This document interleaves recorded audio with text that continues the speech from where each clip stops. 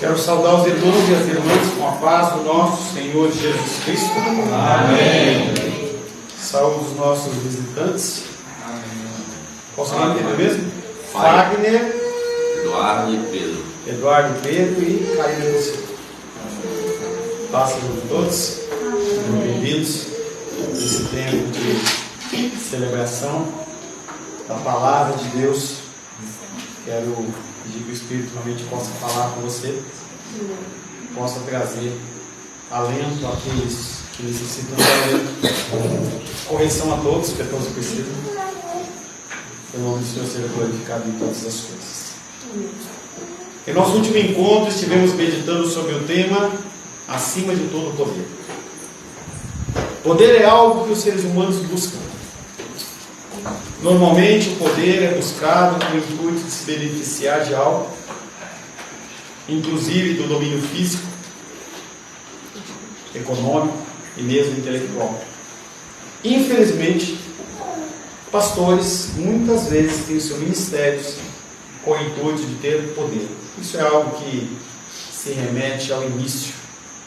Jesus fala sobre aquele que veio para matar, roubar e destruir, e por engano as pessoas acham que é o diabo, e Deus está falando dos pastores.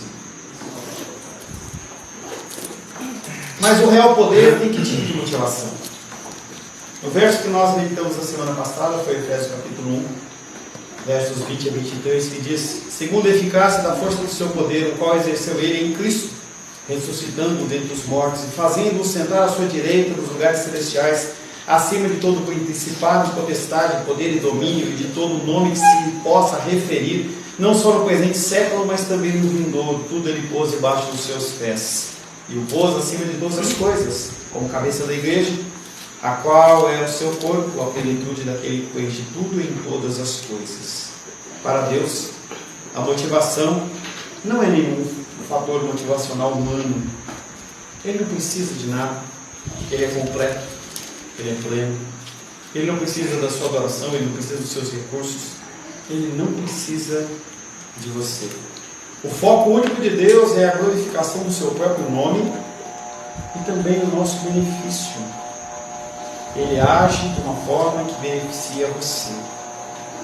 Você é abençoado pela graça dele. Você é abençoado quando ele não permite que os seus pecados produzam os resultados que são devidos e merecidos. Nós temos um Deus que tem todo o poder, e nós como filhos somos grandemente beneficiados, não só na vida eterna, mas nos dias que aqui na terra peregrinamos. Toda vez que você vê o início de um novo dia, toda vez que você vê o fim de um mês, pare um tempo para você meditar sobre o que Deus tem feito na sua vida. Hoje pela manhã, Rainer estava online, estava o filhinho dele lá, e eu falava com ele assim: Deus, obrigado porque a gente teve alimento na mesa, porque a gente não andou pelado nas ruas. Ele ficou olhando para minha cara assim, né? A gente tem vestimentas, sapatos, acessórios, e nós temos que ser gratos por isso. A palavra de hoje tem como título a natureza humana, e desde já peço desculpa aos convidados, porque a palavra hoje era meio sangrenta. Então, como eu prego sequencialmente, então eu não estou pregando especialmente para você, mas também para você. A natureza humana. O que falar da natureza humana se não pensar no esgoto? O que pensar das atitudes humanas se não pensar em atitudes vis, malignas, maldosas? Pessoas, além de tudo, acham que elas são boas. O amor de mãe, o amor das pessoas, a época do Natal, de Jingle Bells. Será que nós temos uma natureza boa? Quero convidar você a abrir a palavra de Deus em Efésios, capítulo 2. Nós vamos começar a meditação desse capítulo 2. Quero convidar você também, que não tem nenhuma deficiência nas pernas, a ficar de pé, inclusive em atitude de glorificação a Deus, porque você tem pernas. Não é para mim, é para o Senhor. Efésios capítulo 2, verso 1 em diante. Assim diz a palavra de Deus: Efésios capítulo 2, verso 1 em diante. Ele vos deu vida, estando vós mortos nos vossos delitos e pecados, nos quais andastes outrora segundo o curso desse mundo, segundo o príncipe da potestade do ar, do Espírito que agora atua nos filhos da desobediência, entre os quais também nós andamos outrora segundo as inclinações da nossa carne, fazendo a vontade da carne e dos pensamentos, e éramos por natureza filhos da ira, como também os demais. Mas Deus, sendo rico em misericórdia por causa do grande amor com que nos amou, e estando nós mortos em nossos delitos, nos deu vida juntamente com Cristo. Pela graça sois salvos. E juntamente com Ele nos ressuscitou e nos fez assentar nos lugares celestiais em Cristo Jesus, para mostrar nos séculos vindouros a suprema riqueza da sua graça em bondade para conosco em Cristo Jesus. Porque pela graça sois salvos, mediante a fé. E isso não vem de vós, é dom de Deus, e não de obras para que ninguém se glorie, pois somos feitura dele, criados em Cristo Jesus para boas obras, as quais Deus de antemão preparou para que andássemos nela. Palavra do Senhor. Amém. Senhor, te louvamos. Mais uma vez, Pai, estamos diante da Tua palavra, que é mais cortante do que qualquer espada de dois gumes, que chega ao ponto, Pai, de penetrar e separar, Pai, que juntas e medulas, alma e espírito, e é apta para discernir o pensamento e os desejos do nosso coração. Fale conosco, Pai, te pedimos que o Teu Espírito Santo seja sobre nós, nos dando entendimento sobre a minha vida. Eu peço, Pai querido, que o Senhor me capacite a ser um instrumento do Senhor, e assim trazer uma mensagem do Teu altar para os nossos corações. Oramos em nome de Jesus. Amém. Poder se assentar em nome de Jesus. Você pode glorificar a Deus por ser bem perto? Glória a Deus. Natureza humana. Muitas vezes eu me pergunto se as pessoas de bem, se é que nós podemos nos chamar de pessoas de bem, já se sentiram mais perplexas sobre a situação do homem do que nos dias atuais. Sabe que você para meditar como é o ser humano nos dias de hoje? Essa semana, em especial, nós tivemos um problema no forno que a Rosângela faz os pães. Fiz a cotação com vários técnicos, escolhi um e acertei com a moça verbalmente que ela cobraria uma visita técnica de R$ 82,50 e que aquele valor iria ser descontado da manutenção do forno, porque muitas vezes as pessoas chamam o técnico só para fazer o orçamento, o cara perde a hora dele, perde a movimentação, gasolina e tudo mais. Isso é justo.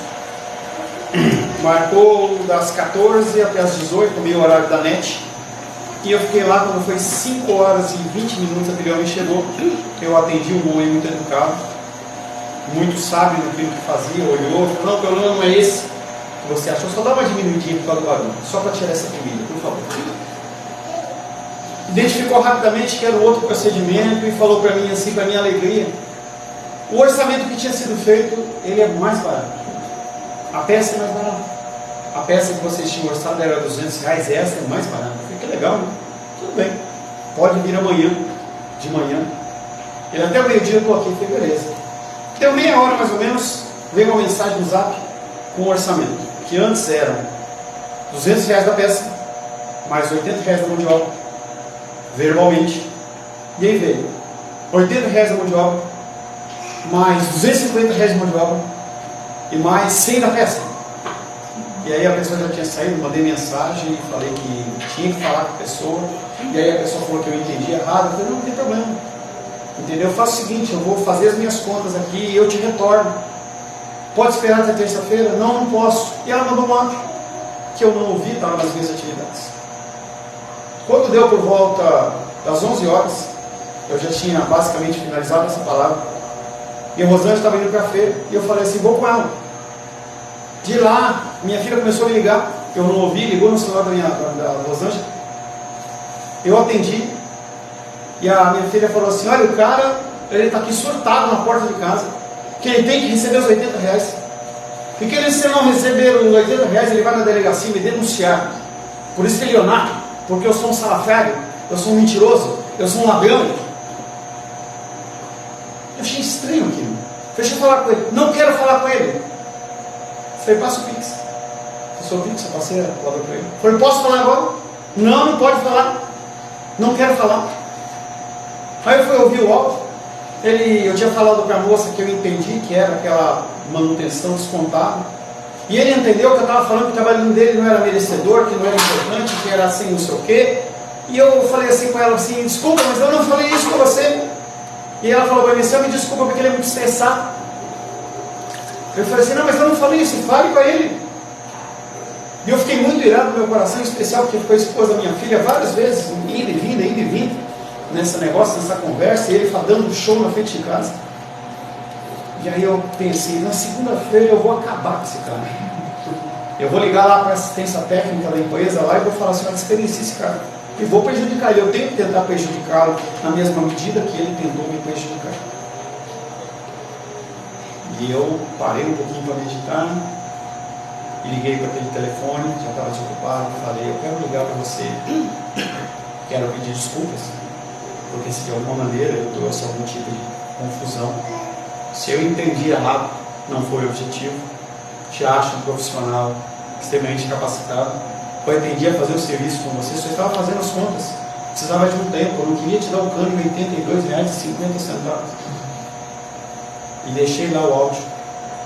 Entenda, o cara saiu de Samambaia, ele rodou 30 quilômetros, 40 quilômetros, foi aí até a minha casa, para dar um escândalo, para cobrar R$80.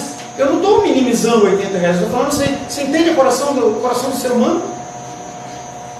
Você entende como a perversidade em coisas pequenas do ser humano, ela está cada vez mais complicada? Muitas vezes me pergunto se as pessoas de bem já se sentiram mais perplexas sobre a situação do homem do que nos dias atuais.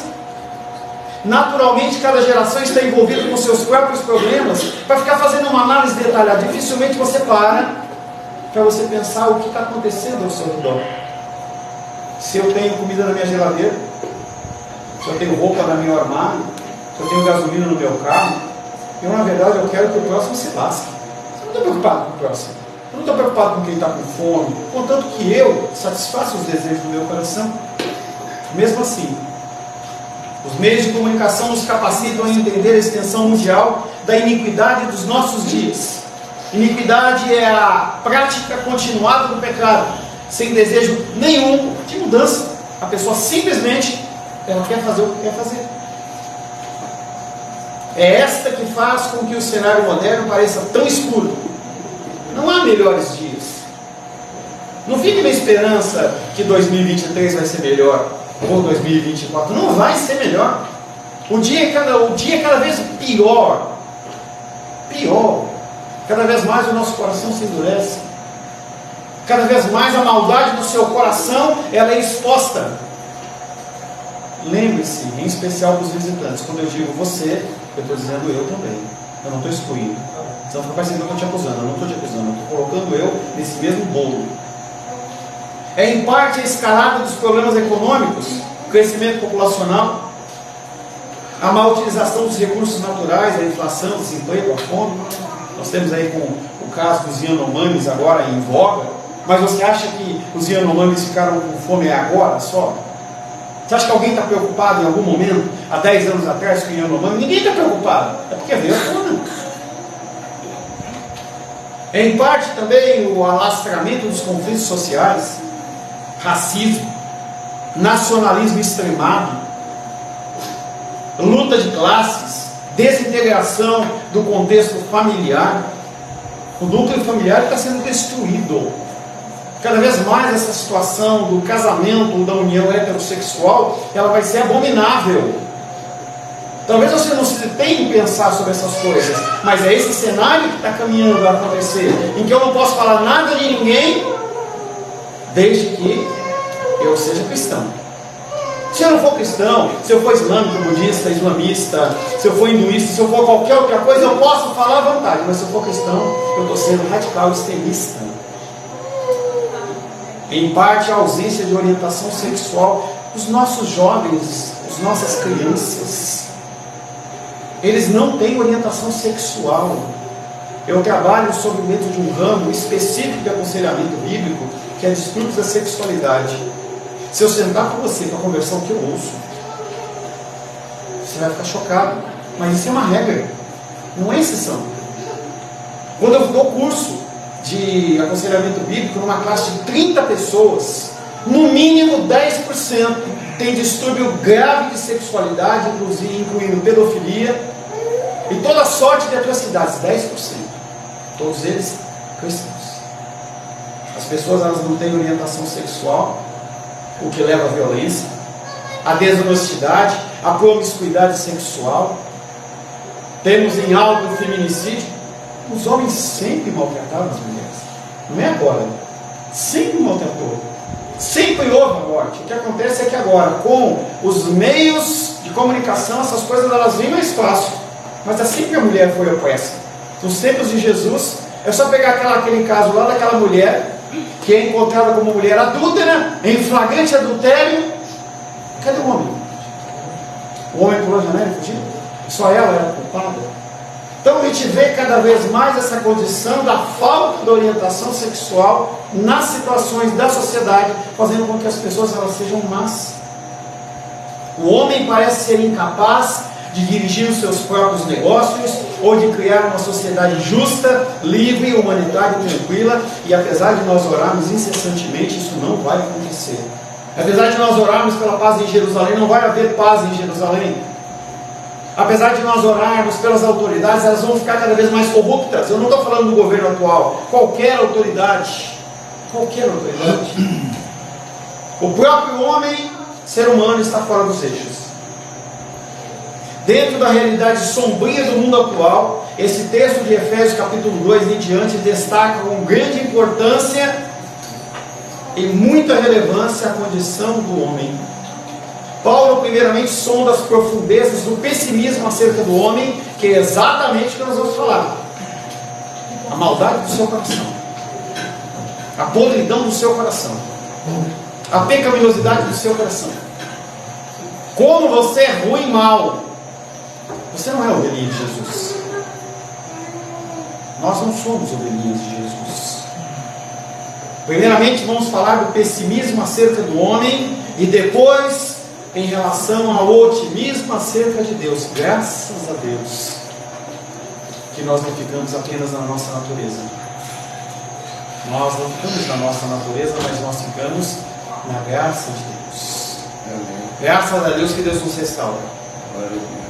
Graças a Deus que Ele não deixa você seguir o caminho que você quer seguir, fazer o que você quer fazer, agir como você age. Ele não deixa. E de vez em quando eu pego pessoas em aconselhamento e eu pergunto para a pessoa assim: por que você não adultera? Por que você não rouba? Por que você não prostitui? Não, pastor, porque eu amo a Deus, porque eu estou na igreja. Não, porque o Espírito Santo não deixa. O novo pecado é bom. Tudo que se refere ao pecado é bom, é gostoso, é saboroso.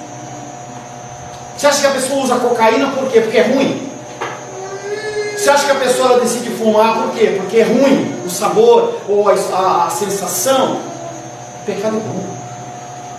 Mas Deus ele impede que você entre nesse contexto de podridão, porque a ação de Deus ela é certeira, cirúrgica na minha vida e na sua vida.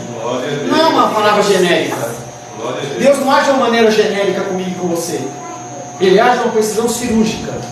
Apesar da palavra ela ter apenas uma designação, apesar da palavra ela não ser variada e você interpreta do jeito que eu quero, não. A aplicação em mim e você é cirúrgica. Ela fala de uma maneira especial. É essa combinação do pessimismo com o otimismo, do desespero com a fé, que se constitui no realismo revigorante da Bíblia. Porque o que Paulo faz nessa passagem é mostrar um contraste claro entre o que o homem é por natureza e o que ele pode vir mediante a graça. E o dia de hoje você vai ser contemplado com o seu coração. Depois dessa pequena abertura, eu quero convidar você mais uma vez a prestar atenção em Efésios, e nós vamos meditar, pelo menos iniciar a meditação. Pode ficar sentado.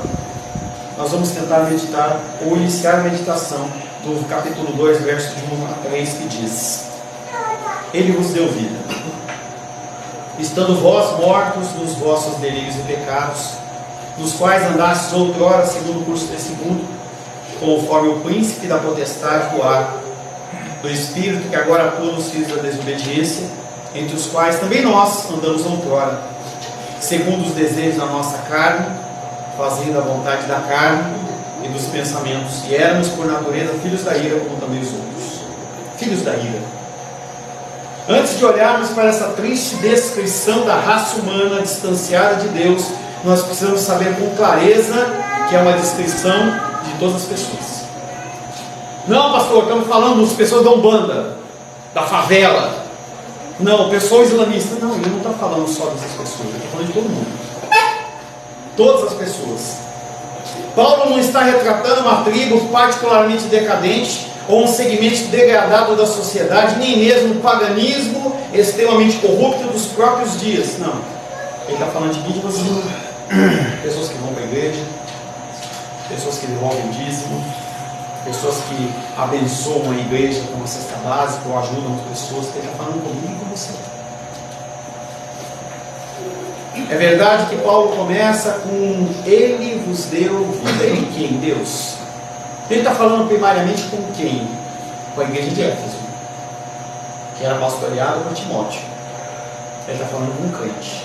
E Ele vos deu vida. Mas passa rapidamente a descrever que todos nós andávamos outrora da mesma maneira, e assim ele acrescenta a si mesmo, Paulo. Ele, Paulo? Sim. Ele olha para o espelho e vê ele nessa condição pecaminosa. Paulo, o segundo homem, talvez no meu entendimento, abaixo de Cristo, com maior alcance dentro do Novo Testamento, o apóstolo Paulo. Ele olha e fala assim: eu também. Vocês judeus? Também. Os judeus também estão nessas condições. E conclui com uma referência aos demais seres humanos. Temos aqui então o conceito do apóstolo contra todos os homens sem Deus. Pastor, mas eu tenho Cristo. E por que você não acha bom? Será que se você for comparado com Deus, com Cristo, você é achado azul ou vermelho? Será que as ações que você toma no dia a dia, elas são ações que são reputadas de um cristão? Será que as pessoas que convivem com você no teu trabalho, na escola, na sociedade, elas te veem como um cristão? Será que se você morrer, você vai fazer alguma diferença aonde você convive? Ou será que naquele dia as pessoas elas vão cantar hinos, vai ter um culto fúnebre, e passado uma semana, estava vendo um trechinho de uma pregação de um padre católico romano, e ele falava: passa uma semana, 80% das pessoas não lembram mais de quem. Os mais próximos eles continuam lembrando, mas também passando o tempo as pessoas começam a esquecer. Eu confesso a você que, apesar da figura da minha titia, que nos abençoou tanto tempo, conviveu tanto tempo conosco, ela é apenas uma lembrança. Meu papai, que faleceu há 2 anos, é apenas uma lembrança. Eli perdeu o papai dele há 10 dias. Para ele não é apenas uma lembrança, é algo vivo. Mas com o passar do tempo, o que acontece é que essas coisas elas vão sendo deixadas. Você começa a viver a sua vida, você começa a tocar o seu barco. O apóstolo Paulo começa com vos deu vida, indicando em primeiro lugar seus leitores gentios na Ásia Menor, mas passa rapidamente a escrever que todos nós andamos outrora da mesma maneira e conclui com uma referência aos demais seres humanos. Temos aqui então o conceito do apóstolo Paulo contra todos os homens, inclusive os homens sem Deus. É um quadro da condição humana universal. É uma condensação em 3 versículos. Esse versículo 1, 2 e 3, ele resume 3 capítulos de Romanos, capítulo 1, 2 e 3. Com essa síntese, ele mostra tudo o que ele falou no capítulo 1, 2 e 3 de Romanos. É por isso que quando eu começo a falar com as pessoas que estão desejosas de aprender a palavra, eu falo assim, se dedica com um livro pequeno. Estuda Colossenses. Porque se você entender a dinâmica e o raciocínio de Paulo em Colossenses, você vai entender Romanos.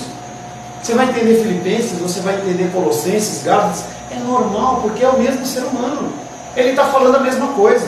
Porque as pessoas, elas são iguais. Esse discurso que eu estou tendo, eu posso encaixar ele na África, na Alemanha, aonde for. Nós, seres humanos, somos todos iguais. Uns podem ter uma pele mais escura, ou uns podem ter os olhos puxados, outros podem ter um cabelinho mais enroladinho, mas nós somos todos seres humanos pecadores. É a condição minha e a condição sua. É uma condensação em 3 versículos dos 3 primeiros capítulos de Romanos, em que ele se desenvolve uma tese sobre o pecado e a culpa, inicialmente dos pagãos, depois dos judeus, e então da totalidade da raça humana. Aqui seleciona 3 verdades terríveis sobre seres humanos não regenerados, que nos inclui também, porque nós não temos vivido segundo o padrão de Cristo. Nós vivemos como novos na fé. Quando a luta vem, e aí eu vejo o louvor cantando, você com as mãos aos céus, ai, aleluia, tal, a luta vem, você já abandona a sua fé. Começa a murmurar, começa a reclamar, não olha para o próximo como alguém necessitado, está lá com a tua conta recheada e não há problema nenhum, você tem a sua reserva financeira, mas as pessoas, elas precisam. Eu vou contar uma coisa para você, não é para me glorificar, não.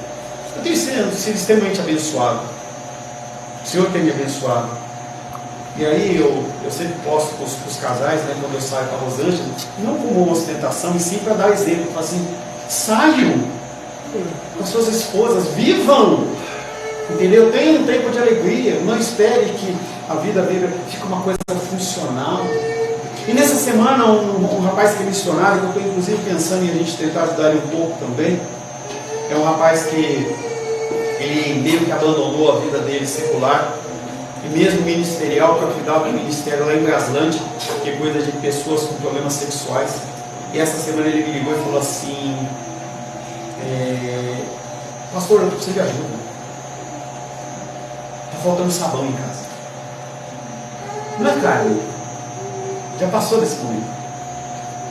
E eu fiquei entristecido com aquilo. Mandei uma oferta do ministério, não do nosso ministério, mas do ministério que ele ajuda, de uma forma voluntária. Mandei lá um dia para ele. Falei com o pastor Ayrton, falou assim, eu vou fazer uma oferta lá para ele. E aí no sábado, a minha filha olhou para mim e falou assim, papai, o que nós vamos fazer hoje à noite? Eu falei assim, vamos dar uma saída nós 3, né? Vamos brincar um pouquinho aqui, vamos comer um negocinho e tal. Eu me incomodei. Eu falei, ele não tem dinheiro para comer sabão. Será que ele sai com a esposa dele? Será que... Comprar sabão. O que eu falei? Comer. Será que ele tem dinheiro para sair com a esposa dele? Será que ele tem dinheiro para ele lanchar com os filhos dele? E aí eu peguei e falei assim, vou mandar uma oferta para ele. Mandei, mas ele não atendeu. E aí quando foi domingo, agora pela manhã, quando foi 5 horas da manhã, eu peguei o recado dele. E ele falou assim, pastor, muito obrigado. Eu falei assim, olha, eu quero você saindo com eles. Quero que você saia com seus filhos. Vamos fazer um lanche. Quero comer uma pizza. E aí minha esposa falou assim, pô, mas 100 reais será que dá? Aí eu mandei complemento para você, se precisar de mais, você fala que eu completo. E ele ficou todo feliz. A gente tem que ter mais atitudes como essa. Dentro de atitudes 100, uma talvez salva do que eu faço. Então eu não sou menos pecador do que você. Mas a gente tem que tentar começar a mudar essa condição no nosso coração. O apóstolo Paulo aqui seleciona 3 verdades terríveis sobre seres humanos. Terríveis sobre eu e você. A primeira delas, ele começa no início do versículo, ele fala que ele vos deu vida, porque vocês estavam mortos. Morto fede. Passado alguns dias ele é podre. E nós somos podres. Nós andamos pelo mundo como vivos, mas estamos mortos. Nós não olhamos para lá. Nós não nos preocupamos com o sofrimento do próximo. A morte a qual Paulo se refere não é uma figura de linguagem, como na parábola do filho pródigo, que depois tem aquele todo lance, né? O filho vai lá, pega os bens do pai, sai dali, vai embora, e aí ele volta todo arrependido, aí o irmão fica invocadinho, e aí o pai tentando contornar a coisa, e ele fala: esse teu filho estava morto e voltou a ter vida, estava perdido e foi achado. Não é figura de linguagem, é morto mesmo. Nós não conseguimos interagir com a área espiritual, não conseguimos. É uma declaração real da condição espiritual de todas as pessoas fora de Cristo e, infelizmente, mesmo dentro de Cristo. Mortos, pessoas mortas, que lutam contra os desígnios de Deus, mesmo Deus convencendo-nos do pecado, da justiça e do juízo, a gente continua agindo errado. É uma rebeldia total e completa do nosso coração, de uma maneira aberta contra o autor da vida, para que descaradamente a gente venha para a igreja no domingo, levante as nossas mãos e falamos que o amamos, sendo que a palavra de Deus diz que se você ama a Deus, obedeça a sua palavra. Você pode estar falando que você ama a Deus, mas você declara com as suas ações que você não ama a Deus. A única salvação é a graça, porque Ele não te salva porque você é bom, Ele não te salva pelas suas ações. Porque quando Cristo morreu na cruz do Calvário, Ele sabia por quem Ele estava morrendo. Ele sabia o que você ia fazer, o que eu ia fazer, o que ia passar na minha mente e na sua mente. Ele sabia. Não acha que os pensamentos e as suas ações, elas ficaram escondidas. Não, Deus sabia o que ela estava fazendo. É uma declaração real da condição espiritual de todas as pessoas fora de Cristo. E sua origem é achada em seus delitos e pecados. Um delito é um passo falso, que envolve ou a travessia de uma fronteira conhecida ou um desvio do caminho correto. É como se você, delito, você está andando e você começa a dar uma pendida para o lado. Isso é um delito que ele fala. Mas ele fala da condição do pecado.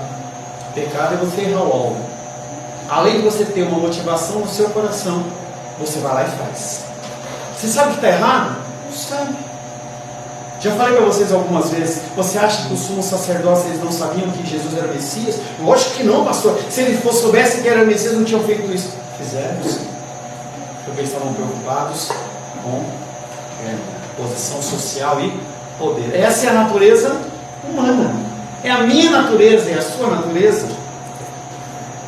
Juntas, delito e pecado são palavras que abrangem o espectro positivo e negativo, ativo e passivo do mau procedimento humano, ou seja, nossos pecados de comissão e de omissão. Você peca por fazer e por deixar de fazer. Quando você sai da lei do Senhor, você está pecando ativamente. Quando você deixa de fazer algo bom, você peca passivamente. E diante de Deus é a mesma coisa. Você deixar de fazer o bem. Se você sabe que o irmão da tua família, da tua casa, está passando necessidades, e você não ajuda, você é pior do que o ímpio. Quem fala essa palavra não sou eu. Eu venho à igreja, eu adoro a Deus, eu sou pastor, eu louvo a Deus, levanto as mãos, seguro a Heloísa para a Raiane poder cantar. Se eu não cuidar daqueles que são próximos a mim, eu sou pior do que o ímpio. Quem fala é Deus, não sou eu. Diante de Deus, nós somos tanto rebeldes quanto fracassados. Como resultado disso, nós estamos mortos. Nós somos alheios à vida de Deus. Nós não fazemos questão nenhuma de estar na casa do Senhor. Talvez nós venhamos apenas por temor do futuro, do dia do juízo. Será que nós temos realmente reverência e prazer em estar na casa do Senhor? Se nós tivéssemos, nós chegaríamos atrasados? Se nós tivéssemos prazer, nós deixaríamos de estar na casa do Senhor? Se nós acreditássemos na palavra, nós agiríamos como nós agimos? Provavelmente não. Na verdade, nós não acreditamos naquilo que nós dizemos, professamos crer. Nós fazemos parte de um gueto, de um grupo de pessoas que pensam diferente, mesmo dentro da teologia reformada. A vida verdadeira, pois, a vida eterna é a comunhão com Deus vivo. E a morte espiritual é a separação dele que o pecado inevitavelmente traz. Comunhão com Deus vivo. Como é que você mantém comunhão com Deus vivo se você não lê a Bíblia? Como é que você mantém comunhão com Deus vivo se você não vem na casa do Senhor? Se tudo para você é difícil, como? Não há comunhão. Não há comunhão. As pessoas, elas se separam dentro do relacionamento, primeiramente porque elas mantêm um relacionamento com Deus, depois com o próximo. A trave da cruz vertical, ela mostra exatamente o relacionamento do homem com Deus, para depois ter um relacionamento com o próximo. Em meus aconselhamentos, todos que já passaram, casais, eu não treino casais juntos. O problema do Felipe com a Rayane não é dele com a Rayane, o problema é dele com Deus.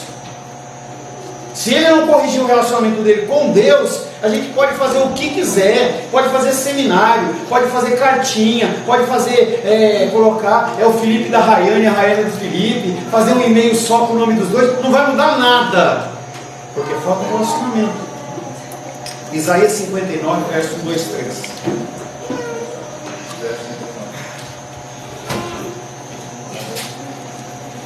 Isaías 59, verso 1, 2 e 3 diz assim: eis que a mão do Senhor não está encolhida, para que não possa salvar, nem surdo o seu ouvido para não poder ouvir, mas as vossas iniquidades fazem separação entre vós e o vosso Deus, e os vossos pecados encobrem o seu rosto de vós, para que vos não ouça, porque as vossas mãos estão contaminadas de sangue, e os vossos dedos de iniquidade, os vossos lábios falam mentiras, e a vossa língua profere maldade. Esse é o ser humano. Esse é o retrato do pastor Paulo e de toda esta congregação. Essa declaração bíblica sobre a condição de estarem mortas as pessoas não cristãs levanta problemas para muitos, porque não parece de acordo com os fatos que nós vemos. Você amanhã sai na rua e você vê um homem lá, correndo aqui no Guará, tem bastante homens com um corpo vigoroso, pessoas com uma inteligência super especial, outras pessoas passando com seus carros multimilionários. Essas pessoas não parecem mortas, mas elas estão mortas. Elas estão mortas. Devemos dizer que tais pessoas, se Cristo não as salvou, estão mortas? Sim, de fato, elas estão mortas. É exatamente isso. E nós podemos falar isso com toda segurança. Na esfera que é de suprema importância, que não é do corpo, não é da mente, não é da personalidade, mas do espírito, essas pessoas não têm vida. E nós podemos ver claramente que essas pessoas não têm vida. Aquele homem que foi lá afrontar minha filha na portão por causa de R$82,50. É engraçado, eu questionei, por que 50 centavos?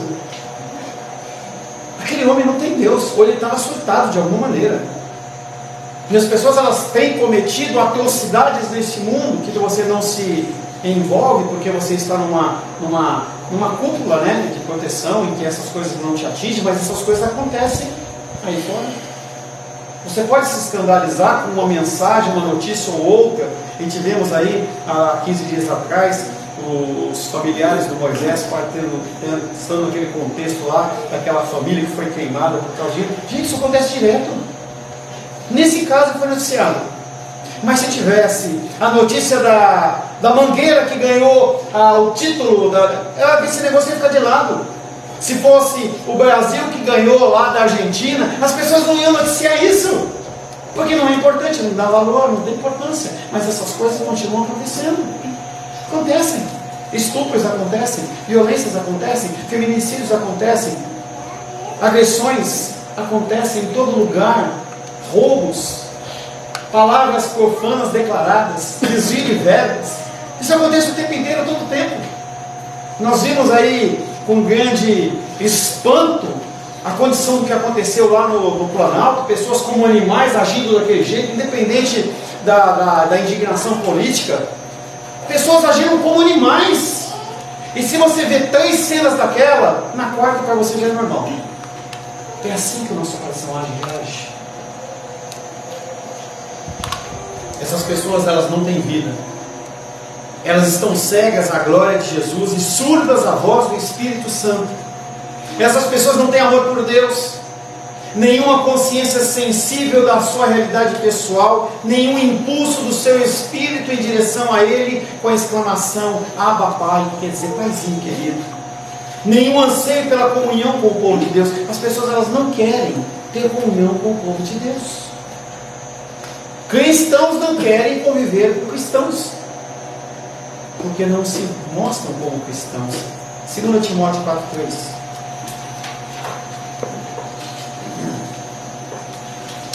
2 Timóteo, capítulo 4, verso 3.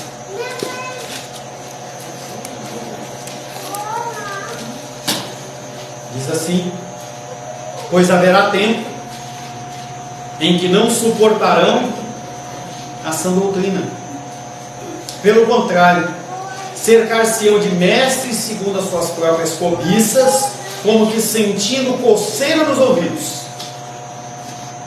E se recusarão a dar ouvidos à verdade, entregando-se às fábulas. E hoje pela manhã a Raiane atestava lá de uma coisa que ela testemunhou, em que as pessoas, elas se rendendo a uma ilusão, uma ignorância, uma besteira, em que o pastor fala, todo mundo dá R$91, porque o Salmo 91, naquele momento foi a revelação, então vocês tragam R$91, porque para receber a bênção hoje é o Salmo 91. Imagina se fosse o Salmo 119, pelo número de versículos dele. Imaginou? As pessoas, elas estão perdidas. É exatamente o 2 Timóteo 4,3 está dizendo. As pessoas, elas não querem ouvir a verdade, mas elas se entregam a fábulas, a mentiras. Cada um de nós que está aqui começa a vir por um caminho, começa a encontrar a verdade, tenta repudiar essa verdade de alguma maneira, de uma hora para outra, envolvida num abraço de urso de Deus, daquele lá que aperta e não solta mais. Não tem como sair. Aleluia. Já recebeu o abraço de urso? Obrigado. Já. Ele fica as unhas nas suas costas e não sai nunca mais. Nunca mais. Essas pessoas estão tão indiferentes a Deus quanto um cadáver. Quando a gente vê Gálatas capítulo 5, e a gente vê o fruto da carne falando, ele começa, o apóstolo Paulo começa falando sobre prostituição e pureza lascívia. Ele começa dentro de uma tríade sexual, porque o que ele via naquela época era um problema na sexualidade totalmente permissiva. E é um degrau. Começa com prostituição, em que você faz errado, mas você tem vergonha, depois você começa a expor um pouco mais, depois na condição de lascívio, que é o que nós vivemos nos dias de hoje. As pessoas, elas praticam a sua sexualidade de maneira aberta, elas fazem questão de externar, fazem questão de ensinar, faz questão de matar, tudo que é contrário àquilo. Nós estamos vivendo um tempo de lascívia sexual, que era o que o apóstolo Paulo encontrou quando ele começou a pregar para romanos e para gregos. Esses homens estão tão indiferentes a ele quanto um cadáver. Logo, não devemos hesitar em afirmar que uma vida sem Deus, por mais sadia, física ou mentalmente que seja, é uma morte em vida, e que as pessoas que assim vivem estão mortas enquanto vivem. As pessoas estão mortas. Afirmar esse paradoxo é tornar-se consciente da tragédia básica da existência humana após a queda. É que as pessoas que foram criadas por Deus e para Deus, agora hoje vivem sem Deus. E aí, quando a dificuldade vem, as pessoas acham que podem simplesmente invocar a Deus como se ele fosse um garçom. Deus vem, o que você precisa? Esse Deus não é o meu Deus. Esse Deus não é o Deus das Escrituras. E se você tem um Deus que acha que ele é seu servo, você está enganado. Um dos princípios da psicologia, diante dos 9 princípios da psicologia, o 9º é: não existe Deus, mas se existir é para te servir. Esse não é o meu Deus. Esse não é o Deus das Escrituras. Afirmar esse paradoxo é tornar-se consciente da tragédia básica da existência humana após a queda. As pessoas foram criadas por Deus, para Deus, e agora vivem sem Deus. De fato, essa foi a nossa condição. Você não pode esquecer disso. Essa era a sua condição antes que o bom pastor te encontrasse. Se o bom pastor ele não tivesse ido até você, você continuava na lama do pecado. Paulo não se limita a dizer simplesmente: andastes outrora nos vossos delitos e pecados. A expressão indica que o nosso comportamento ou estilo da vida anterior é como se nós estivéssemos passeando no campo, nos divertindo. Quando você se encontra com os seus amigos ou amigas da infância, quantas vezes não vem à tona coisas que você fez no passado? Poxa, você lembra aquela época que você estava lá, e aí você fala assim: que saudade! Saudade do quê? Da cidade do tempo que você era mundano? Que você via pornografia? Que você envolvia com álcool, que você enchia a cara e acordava bêbado? Eu não tenho relatos bons da minha juventude. E amigos meus tendo problemas de coma alcoólica ali. Não é uma coisa que a gente tem que trazer à memória como se fosse uma coisa feliz. Mas é assim que a gente pensa. Mas se a gente começar a analisar como que era, na verdade é como se nós fôssemos escravos dos nossos delitos e pecados.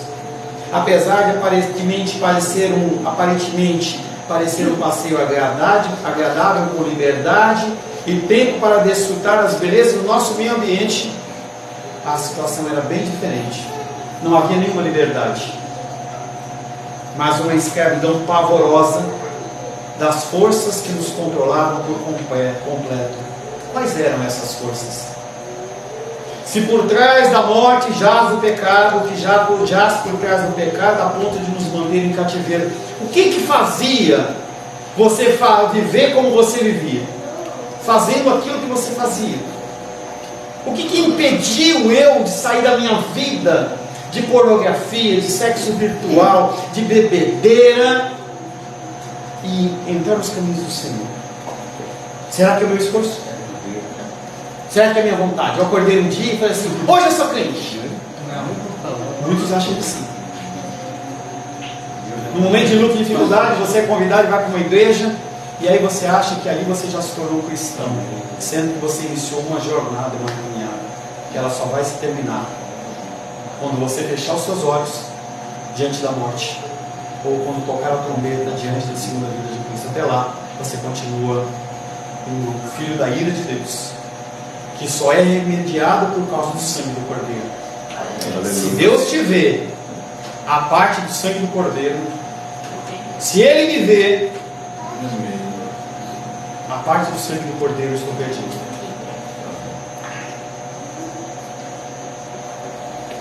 Se por trás da morte jaz o pecado, o que jaz? Qual é a causa a ponto de me manter em tal cativeiro? A resposta de Paulo é: o mundo, a carne, o diabo.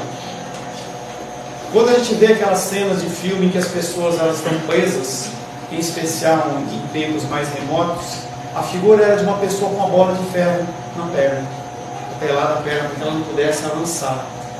Você tem 3 bolas de ferro. Uma delas se chama mundo, outra se chama carne, e a outra se chama Satanás. Primeiramente, descreve-nos seguindo o curso desse mundo. A primeira coisa que o apóstolo Paulo fala é do mundo. São 3 influências como sendo as que controlavam e dirigiam a nossa existência anteriormente a Cristo. Primeiramente, nos descreve seguindo o curso desse mundo. Junta os 2 conceitos desse século do mal e das trevas, em contraste com a era do porvir que Jesus introduziu, e deste mundo, a sociedade organizada é sem referência a Deus, ou o secularismo, em contraste com o reino de Deus, que é a sua nova sociedade sob o seu domínio. A realidade da minha vida e da sua vida, ela é bem clara. O problema é que você não se detém no estudo das Escrituras como você deveria, e por você não fazer isso, você não consegue ver Como você é mau, como você é ruim. As duas palavras século e mundo expressam todo o sistema de valores sociais que está alienado de Deus. Permeia e até mesmo domina a sociedade não cristã e subjuga as pessoas ao cativeiro. As pessoas, além de mortas, elas estão escravizadas. O apóstolo Paulo fala: você que já foi livre, não volta a isso. Mas frequentemente eu vejo em vocês, eu vejo na minha vida, essa condição de nós voltando à velha prática do pecado. Parece que a gente vai pensar assim: será que não é melhor a gente ter um pouquinho aqui, entendeu? Eu vou viver um pouquinho aqui na igreja e um pouquinho no mundo. Será que não tem problema? Eu sou melhor do que o outro, eu sou melhor do que aquele. Nós esquecemos que o padrão é Cristo. Sempre que os seres humanos são desumanizados pela opressão política ou pela tirania, por um ponto de vista secular, ou amoral, ou materialista, pela pobreza, pela fome, pelo desemprego, pela discriminação racial ou qualquer outra forma de injustiça, aí nós podemos detectar os valores sub-humanos do presente século e deste mundo. Racismo. Por que as pessoas são racistas? Por que as pessoas olham odiosamente para alguém que tem uma cor diferente? Ou tem uma ideologia política diferente, ou tem um cristianismo diferente, ou qualquer outra coisa diferente. É a condição do ser humano. Nós todos somos assim. Nós todos somos racistas por natureza. Racistas em qualquer aspecto. Racistas de homens em relação a mulheres, racistas de mulheres em relação a homens, torcidas de time de futebol, música, qualquer coisa. Nós exteriorizamos claramente a expressão do nosso coração. E assim nós estamos fazendo o quê? Mostrando a Deus que nós não amamos o próximo como a nós mesmos. A influência do mundo é persuasiva ao extremo. As pessoas tendem a não ter uma mente própria, mas entregam-se à cultura popular da televisão, das mídias sociais. Por isso que eu fico de olho nas mídias sociais, eu fico só vendo o que você posta. Você sabe disso. Não é porque eu tenho tempo para ficar olhando Instagram e Facebook, porque eu não tenho tempo para fazer isso. Mas eu fico olhando só para ver o que você pensa. Porque cada postagem que você faz, eu vou lá no feed, eu olho, eu perco tempo olhando isso, porque eu tenho que saber o que a minha ovelha pensa. Eu tenho que saber se a pessoa está para um lado, se ela está para o outro, se ela está pensando isso, está pensando aquilo, porque ela pode estar totalmente pervertida, totalmente distorcida, e a minha função é pelo menos alertar que ela está errada naquele caminho. E vários de vocês já receberam contato. Por que você fez isso? Por que você fez aquilo outro? Por que aquilo? Por que aquilo? Um André mandou mensagem para mim e falou assim: Pastor Paulo, hoje eu não estou bem e eu não vou na igreja. Eu falei assim: por que você foi no casamento ontem? Ele postou a foto do casamento.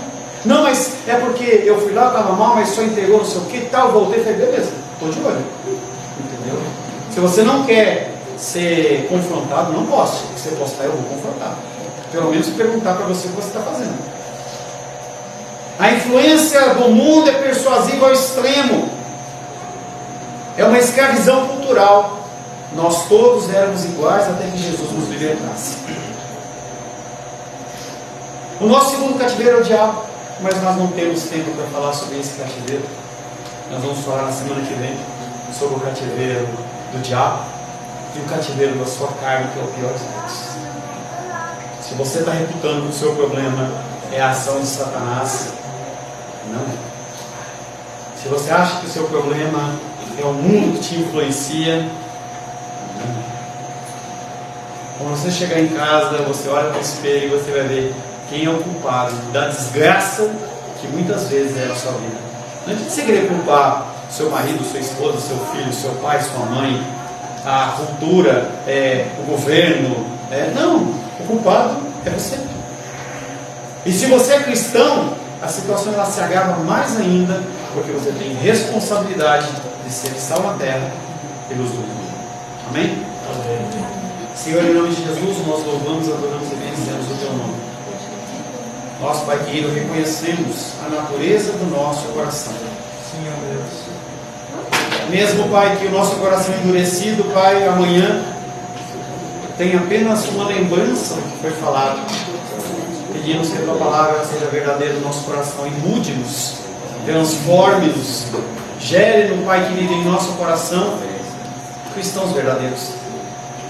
Que nós possamos ser uma referência neste mundo pecaminoso, que cada vez mais jaz em trevas cada vez mais profundas. Se nós não formos luz nesse mundo, Pai, as trevas irão dominar. E a natureza, a sociedade, o mundo, geme esperando a manifestação dos filhos de Deus.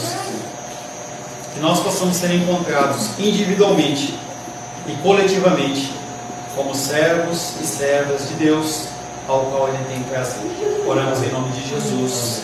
Amém. Graças ao nosso bom, querido e amado Deus. Falei pra caramba hoje.